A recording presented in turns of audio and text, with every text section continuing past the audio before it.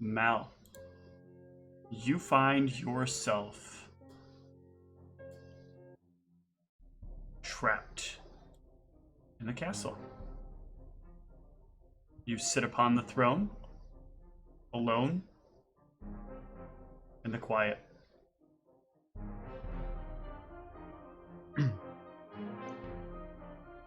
And essentially at this point, I essentially know that I'm keeping the castle afloat at this point, right? You know that you are keeping the castle afloat, yes. It is your own arcane energy that is sort of keeping this in the air, combined with what little is left of the castle's arcane energy. Yep. So I know that I can't influence myself, but I want to try and influence the castle with the spell. How do you want to try to influence it? So that's a good question, and I think, because, hold on, let me double check something.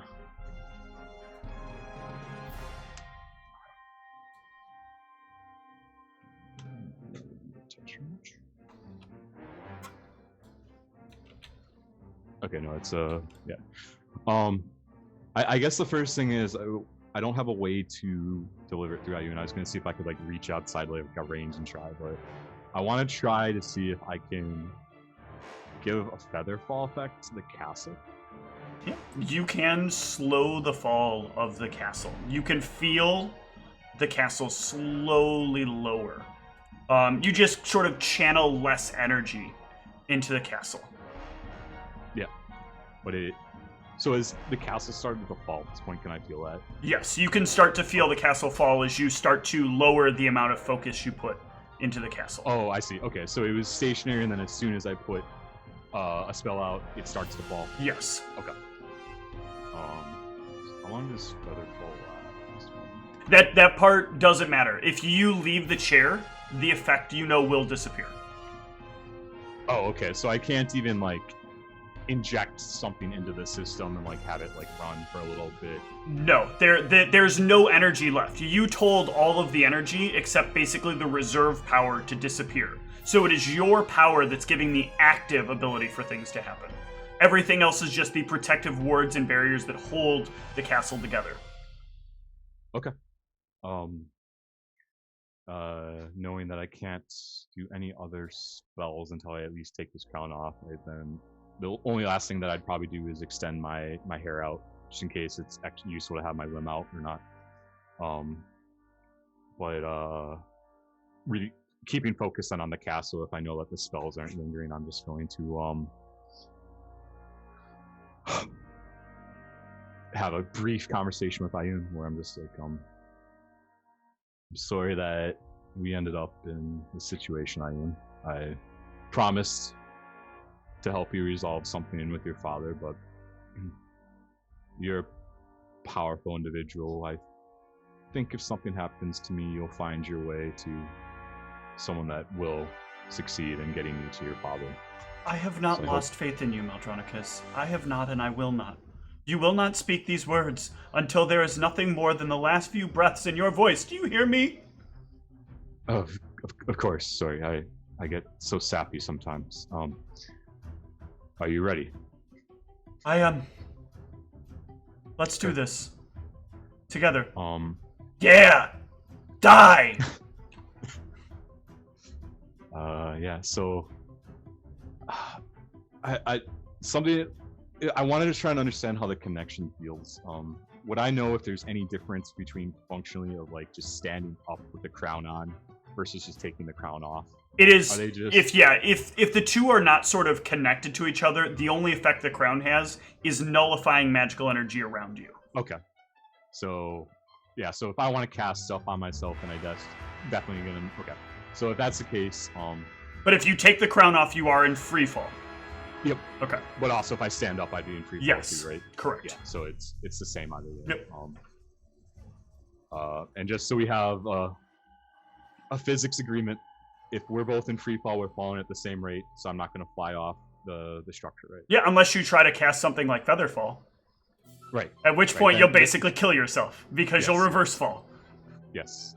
Okay. I'm going to take my last moments with the crown to exactly understand the layout of everything in here. And one of the things that I potentially would be interested in is if there's anything in this castle that I might be able to craft into something that floats. You will think to yourself and realize the best you have is there is wood in the stables, but nothing inside of the castle. Almost everything in the castle is stone. And can I know I don't know exactly where I am in this castle, but can I sense how far from the water the castle is? No. There's no sense outside of the castle. The sense only works within the castle grounds. Yep, makes sense. Okay. So my thinking would probably be that I probably don't have enough time to actually build a boat or something. Knowing what was in the stables was just essentially a bunch of wood, it would take much more time than that to actually build a boat without some magical assistance. So I'm going to assume that's not an option. My best bet at this point is, well, so I need to do some math. Okay. So if I use all my energy to shapeshift, I can be shapeshift for I think 2.6 hours. So I'm trying to figure out how much travel that would be. So that's, okay, let me just do the math quick, sorry. No problem. So 2.6 You're fine. times 60. So that's 156 minutes. And then if my swim speed is like 60, that's 120 feet per minute. So that's 187,000 feet, which is, for the Canadians in chat,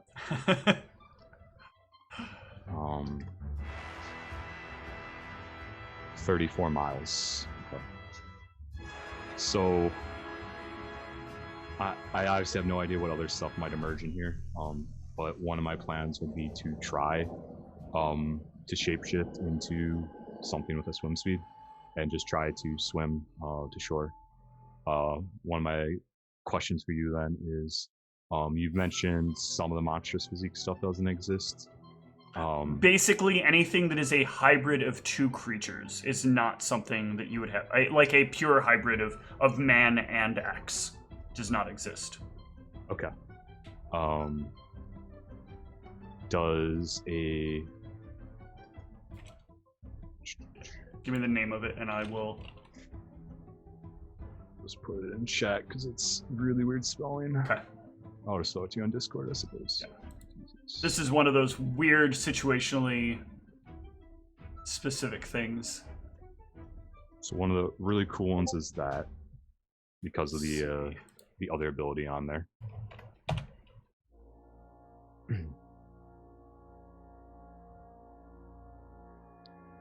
Oh, yes, absolutely. These do exist. So that's, of the stuff I found, that's probably the best bet because it just of the special ability. Okay. So that's going to be my backup plan, is if all else fails and I'm hitting the water, I'm probably going to try and do that. But otherwise, I still have no idea what other stuff could happen up here. So, but that'll be my fallback for that. Okay. Okay. So,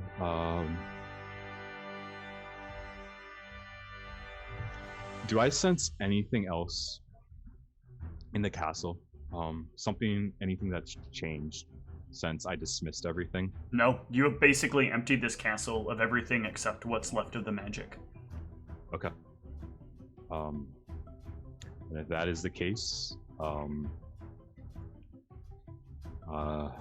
just gonna... Don't know if I actually want to use my haste because it might be useful, so I think I'm going to save my boots for now. Okay. But I am just going to will make sure the door is open in case I forgot that.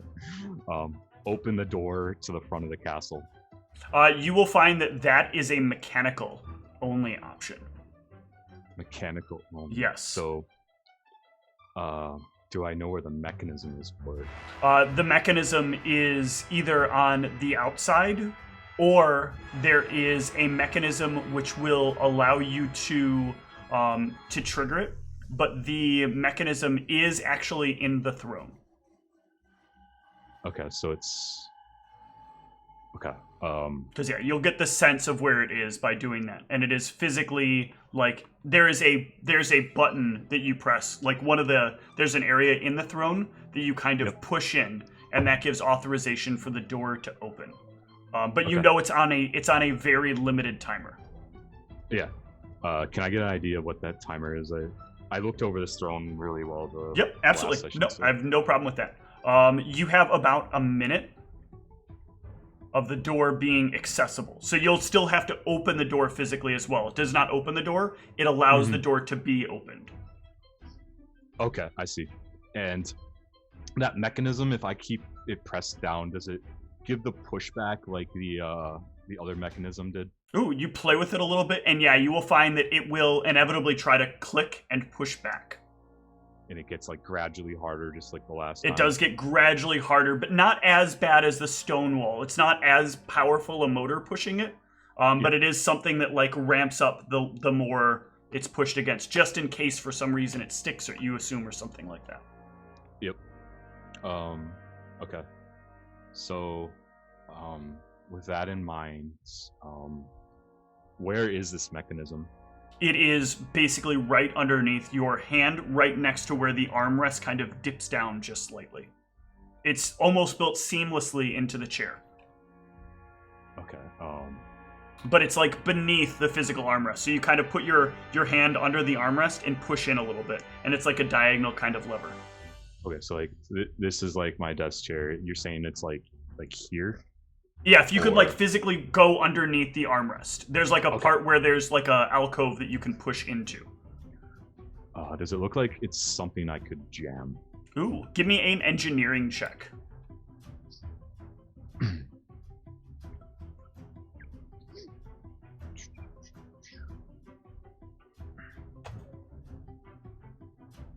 Is it gonna roll? You think you can makeshift something to jam it for a little while? Yeah. I'm trying to think of what the most. In fact, one of these fucking assholes in your pocket would probably do well. I was thinking about that. I kind of like want to enhance them to +5, and then like sort of jam them as far in as I can, and actually like cut almost into the stone to really make a firm wedge. Yeah. Give me a strength check as you do it.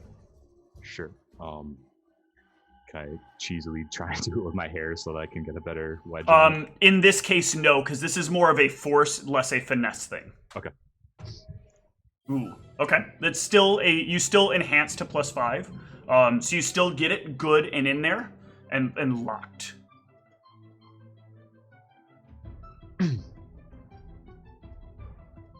Remember, that's your ally there, so the rest Fuck of you you! behave. Fuck you! Fuck you! Unless you want to be the door wedges when I'm on my way out. I'll fucking kill you! But yeah. If that's the best I can do. Or sorry, actually as soon as I do that, then knowing that the mechanism is timed, I'm just going. Okay. So I'm taking the crown off, and I wanted to try. If the castle is going to be isolated, like my last, if I do die, was like I wanted the crown to be really hard to find, but I don't actually know if there's anywhere I can even hide it. That like, I feel like if someone can get through here, they'll find the crown. So it's like, well, you know, the hardest place to find anything was the hardest place to get into was the vaults. That's true. Which the vaults are off to the right and off to the left, yes. Right? Okay. Then I'm going to stand up from the throne and just go forward. And as I'm going forward, I'm going to like swerve off to the side where the vault is and just take the crown and just toss it in there. Okay. And then are you going to run over and close the door behind it?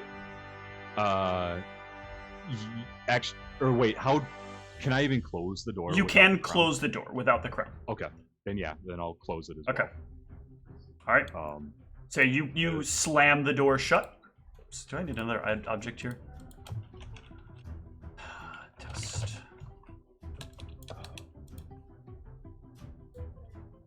There we go. Okay. And then you can make a break for the hallway? Yes? Yep.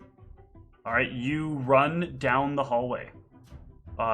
Get to the door at the end of the hall that leads into the kitchen. What do you do from here? Okay. Keeping an eye on. I assume like all the spirits are gone, but if I do see a spirit, just let me know like that. I'm not like overlooking like something. No, you will not find another spirit here. They are fully gone. Okay. If I'm going through the kitchens, you'd have to move. You're in the hallway right now that connects between the throne room and where the kitchen door was. Okay. Yep. If I'm just in that hallway, I'm just going through it. There's nothing that would stand out to me as useful in that hallway. Okay. You can get through that hallway, and then you are at the next hallway that leads to the back towards the entryway with all the doors along it. Yep. Not getting sidetracked. I'm just gonna keep going into the main entryway. Yeah. And then so now I'm back in the entryway hallway essentially. Yes. I need to double check one thing.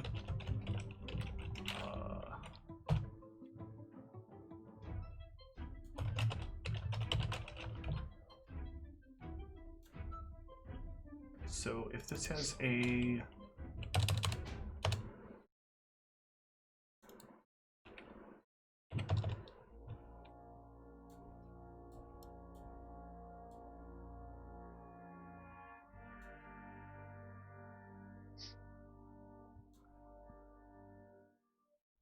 Second.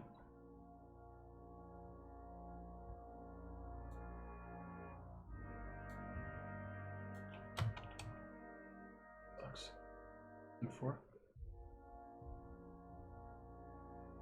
This will be a better one, I hope.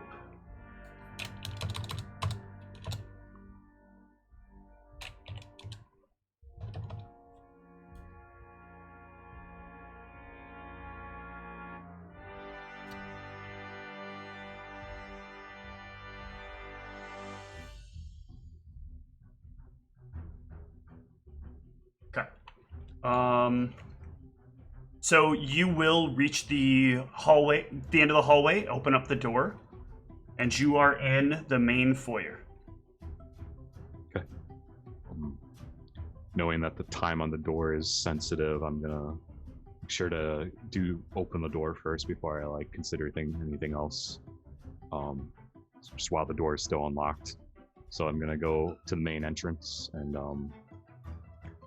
I forget how big these doors actually are. It is a 15 by 15 foot door. So it is huge and split down the middle.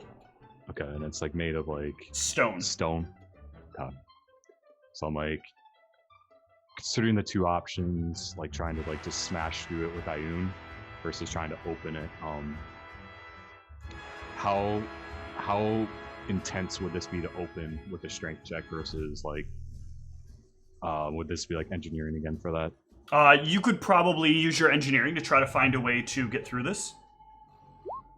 Oh, but nothing's coming to mind. You're like looking about, and there's not any real objects in the area to give you enough additional force and leverage to make this easier. Yeah, so I'm just gonna try and think on stuff that was in these various rooms. I want something very solid that I could use as a lever, and I'm trying to think what might have been in here. So there's the bathrooms. Was there like large pipes or anything in the bathrooms? No, all of that was invisible. Okay. One thing that give me an insight check. Sure. One thing that comes to mind is the chairs, the stone chairs that were in the dining room. Okay. Yeah. Gonna go and then gonna go back that way. Okay. And start dragging a stone chair. Yep. You can grab a stone chair and bring it up. Um. As this is happening, can I get you to give me a reflex save? Ooh, you fall flat on your face as you feel a crashing.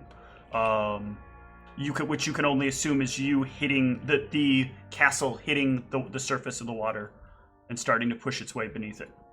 Oh, okay. Wow, that was much faster than I thought. Yeah, then I double checked the math. This is about when it would come down, based on where it was. That's fine. Okay. Yeah, just gonna keep pulling back at it then. Getting the chair to the door. Okay. Yeah. You get back up and get your way back to the door. And yeah, gonna essentially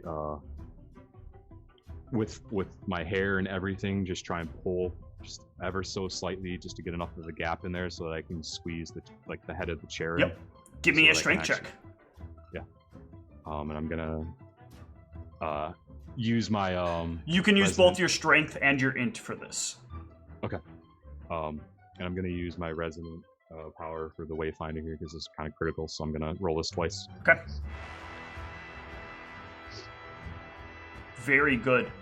So you use your hair comes out, and you push against it as your arms kind of push against the other side, using it for leverage, and your hair pushes forward, and you get yourself enough room that you can kind of push the chair in between. And just like a lever, just gonna keep yanking on it. Yep. Give me it's... another strength check, and this is gonna be just raw strength here. Okay. Ooh, yeah, you get it pushed open a little bit more, about half your body mass in size. Yep. So at this point, then I'm gonna shapeshift into a tiny creature. Nice. Water Water is starting to flood in, by the way. Yep. So this is just gonna be any tiny creature that I can. I actually don't care about this one as much because I'm just using it to get through the door essentially. And then so as a tiny creature, I assume I can squeeze through that crack. You're gonna fight against when you shapeshift. So when this happens, do you end up on the square that you're in, or do you end up on? I believe I'd still be on the square that I'm in. So that there is a lot of water. So as a tiny creature, you're going to get washed away. Okay.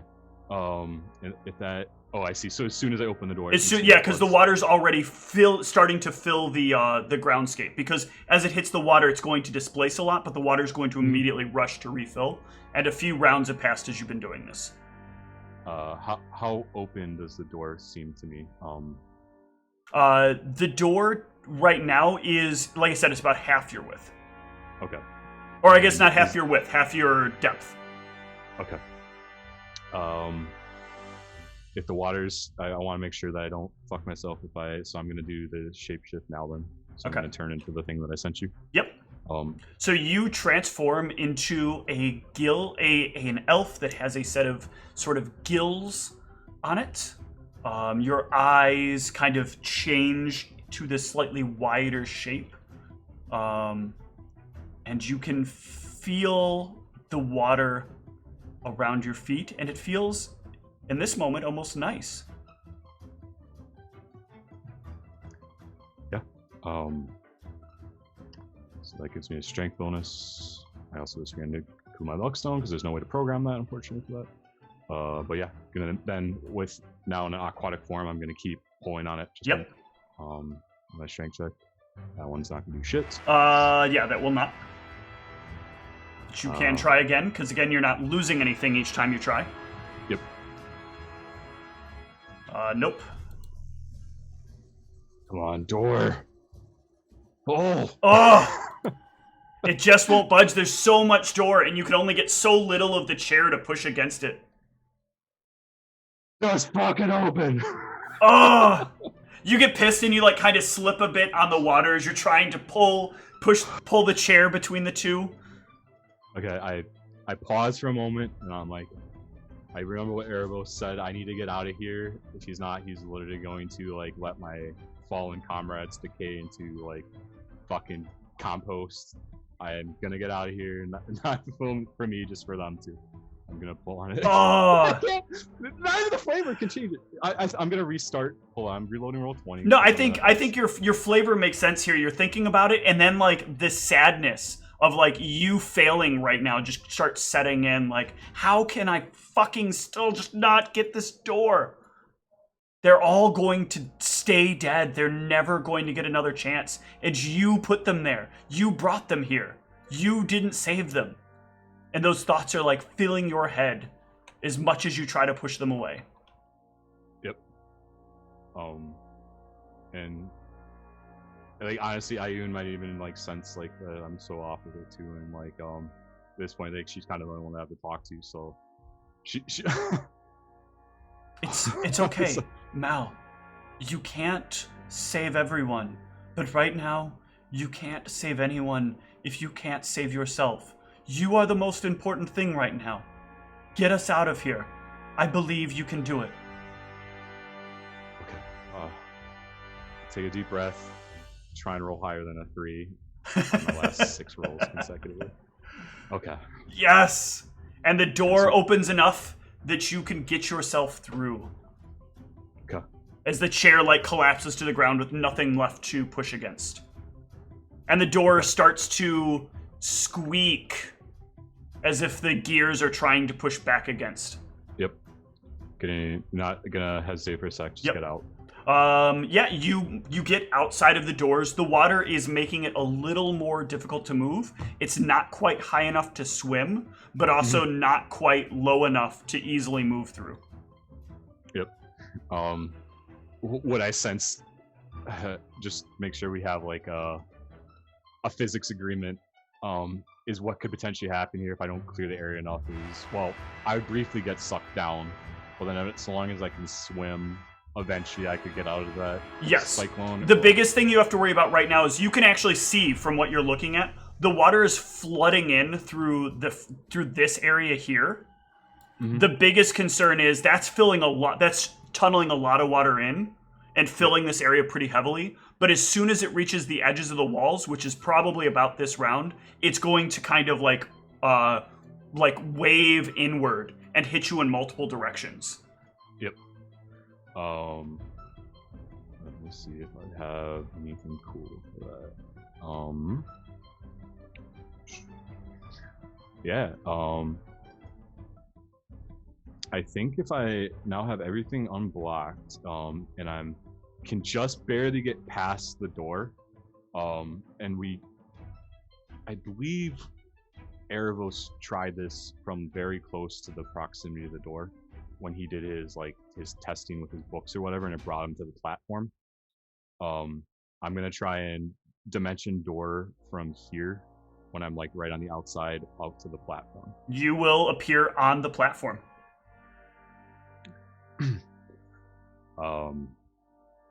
And then, And the water is much higher up here. It is literally flooding in on you, but you can swim against the tide. Give me a swim check. Because you're still pushing against like heavy floods of water against you, so you still have to fight the current, even with your swim speed. There are some things that are just you resisting the natural nature of things. Sure.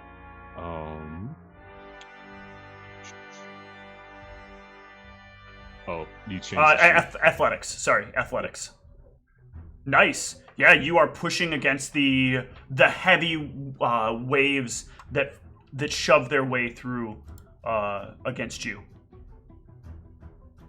Yeah. Just gonna look around for where there's the most water so that I can just get into like some sort of actual current, or like just not a current, a consistent body of water that I can swim through to get away from this castle. Yep. And yeah, just give me a couple more strength checks to get to a point where you'll stop being pulled in, or athletics checks. I'm sorry. Yeah. Nice. One more. Yeah, that'll be enough. You will get yourself a good ways away from the castle. And you can watch as the water rushes in and fills the castle, and the castle starts to plummet into the depths. Okay. As that plummets down, I'm in the middle of the ocean. I don't actually know if I have any. Actually, okay. So I'm gonna try and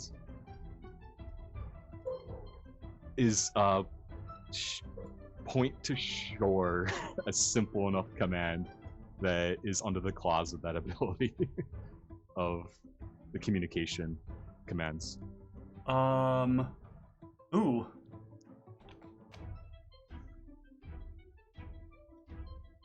Let's see here. Hold on. We gotta see if there's any sharks in the area.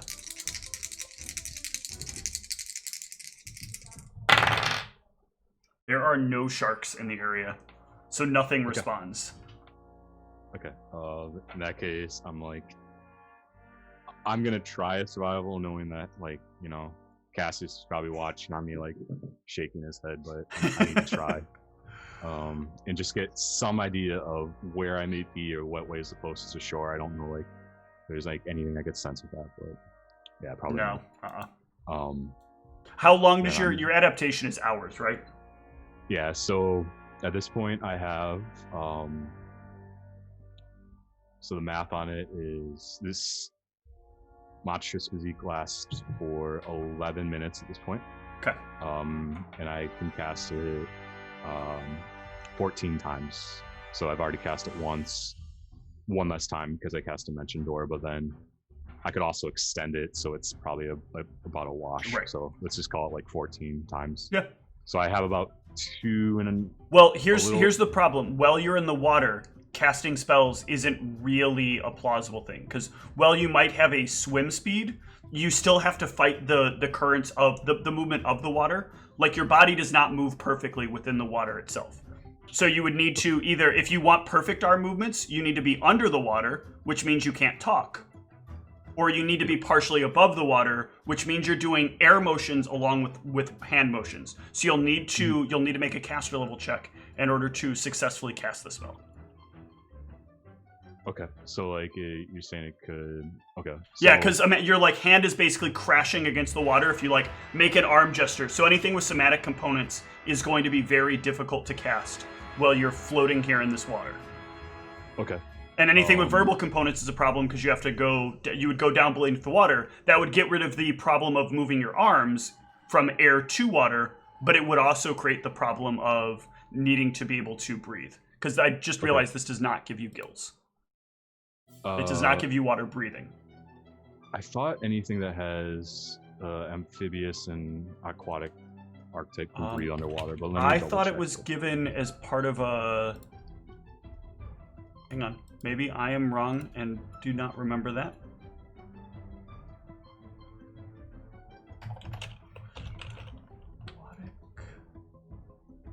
It cannot breathe air unless it has the amphibious special quality. And it does not, under its special abilities, have aquatic. So under aquatic subtype, these creatures always have swim speeds and can move in water without making swim checks. An aquatic creature can breathe water, cannot breathe air unless it has the amphibious special quality. So, and it does not have amphibious. Okay, yeah. So to breathe air is what you're saying is what I can't do. To breathe underwater, you cannot. You don't have the ability to breathe underwater. Okay, I see the confusion. So aquatic says, you can breathe water. So you actually would have started suffocating if you would have transferred it. Okay, so you would have to transform later, and now you can't. So you can actually go underwater. Okay, I read this in reverse. Got it. Yep. Okay.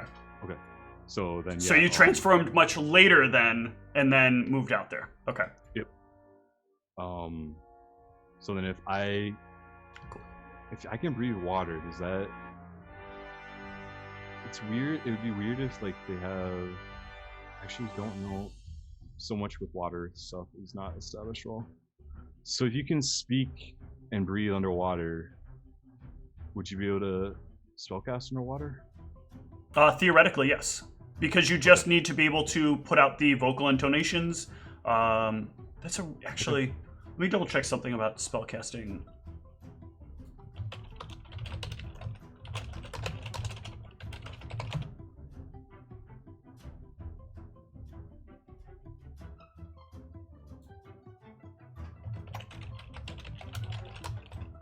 Casting spells will submerge can be difficult for those who can't breathe underwater. A creature that cannot breathe underwater must make a con check to cast a spell underwater. Creatures that can breathe water are unaffected and can cast spells normally. Okay. So one thing I do want from you, though, since there was a really weird circumstance, now I guess you could breathe in. No, because you would have to cast the spell, and then that would immediately give you water breathing. So can I have I need a fort save from where you would have jumped into the water. Yep. Probably won't matter because your fort is crazy high, but never know. Yeah, you're fine then. Okay. Okay. And yeah, I'm underwater, and I'm now at the dice gods at this point. So essentially, I have about 2.5 hours and change of swimming underwater. And I'm just swimming, trying to find any sharks or anything that could like point me in what direction I want. So I actually don't know what the optimal thing to do. If I guess the wrong direction and I go too far away, I could fuck myself. So I'm almost wondering if I'd want to like do like a swim like in like a spiral, just to see if I can get in range of sharks at all. Hold on one sec. I'm gonna check some things out here. And you said that totals out to about 34 miles of distance that you could cover? Yeah, about 35 miles.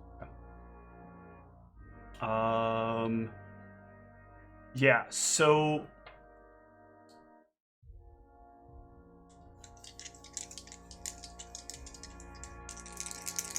can I have you, while you're out here, give me a knowledge religion while I make some rolls? Yes, sir. Ooh, that's the highest knowledge religion check I've probably ever had. Good roll to get. You know that there is potentially one additional issue here, and that is that you are in the water, and the water is the domain of either Ursula or Deshrid, and they hate people in their water that don't belong or have not offered sacrifice to them. You are sort of an enemy combatant here. And as you do happen to find sharks in the water, after not very long of swimming about, they will sort of speak to you angrily. What do you want, boy? Why shouldn't we eat you? You don't smell like what you look. I just want to leave. I've delivered a great gift to the sea gods, much treasure, much to be had. It is all theirs.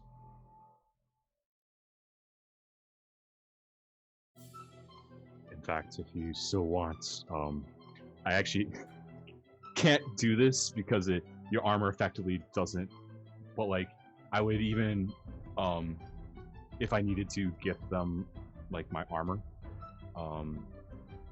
because it's marked with like the Spirit Mother, and at this point, I'm gonna kind of, if I survive, turn a chapter back to on her. But if there's any way that I can pull my armor off, or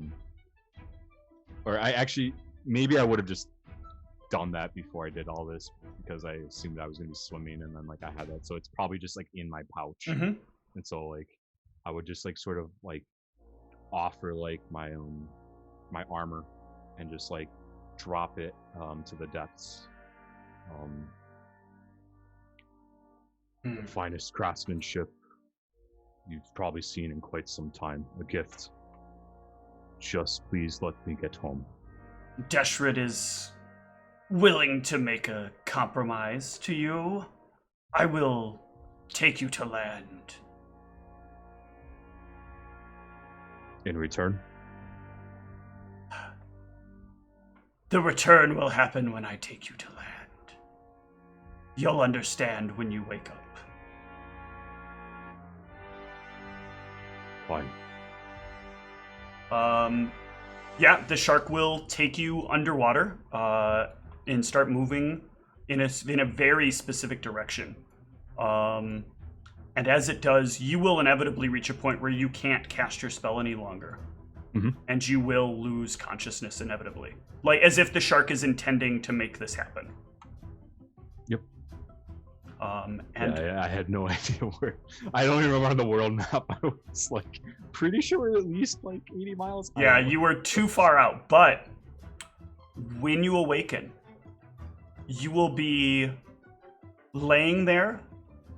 You will find yourself awakening in a small, very run-down building with a bunch of small lizard-like headed creatures with some what looks sort of like scalpels and other things standing over your body and looking down at you as your eyes come open, and they all kind of jump back and start yipping to each other.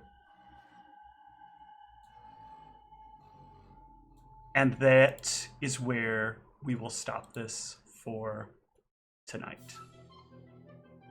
Okay. This is not the end of Conscripted.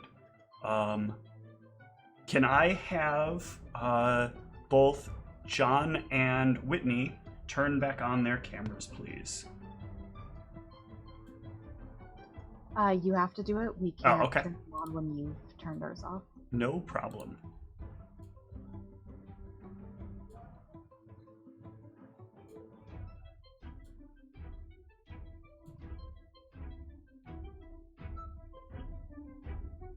Very good.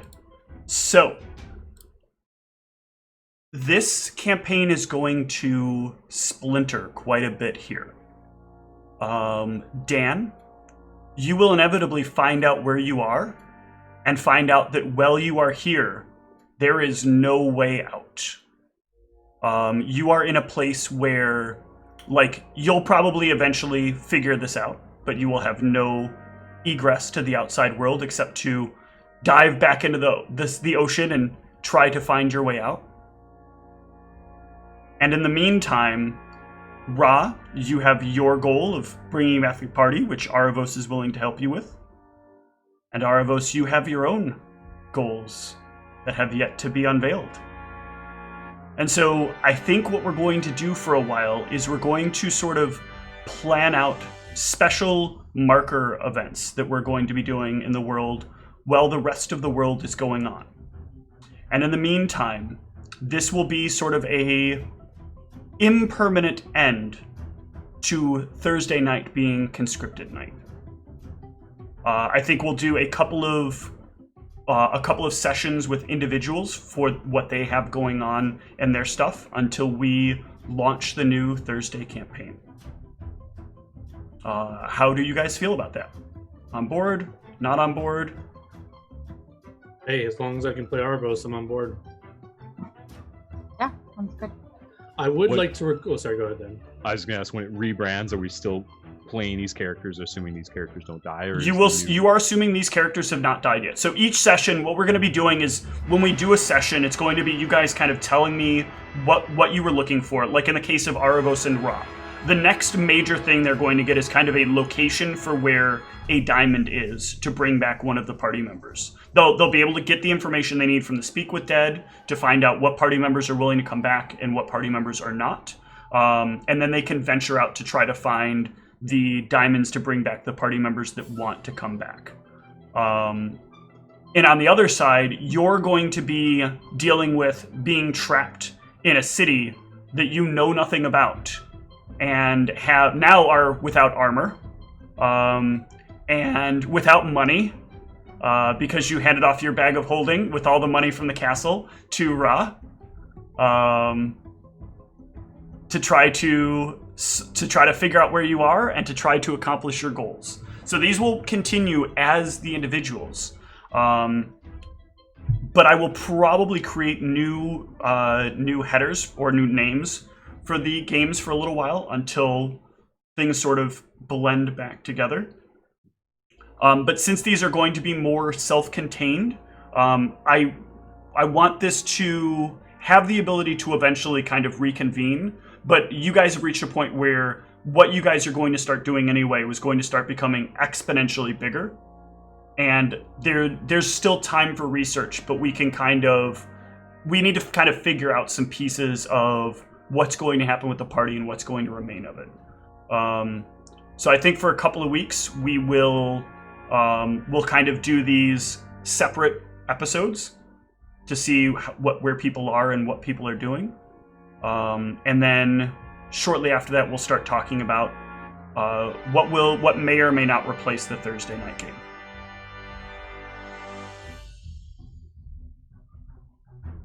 Yeah, I mean, honestly, I'm cool with them not even being separate, even if it's like a third kind of thing. Like I'm down to like, I don't know what is easiest for you. But, the easiest for me is to be able to sort of pre-plan a specific thing, Okay. especially with the way my life has been right now. Like work has been randomly hard, and we're supposed to be onboarding this new client like literally next week.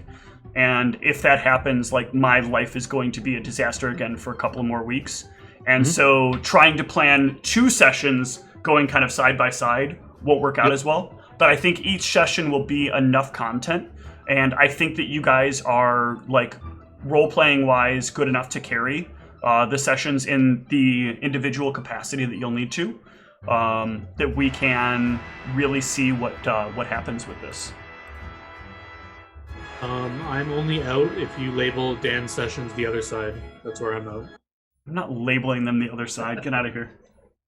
I know the names that I'm going to be doing for the 2 sides. But my question is, does the sending work? The sending does not work.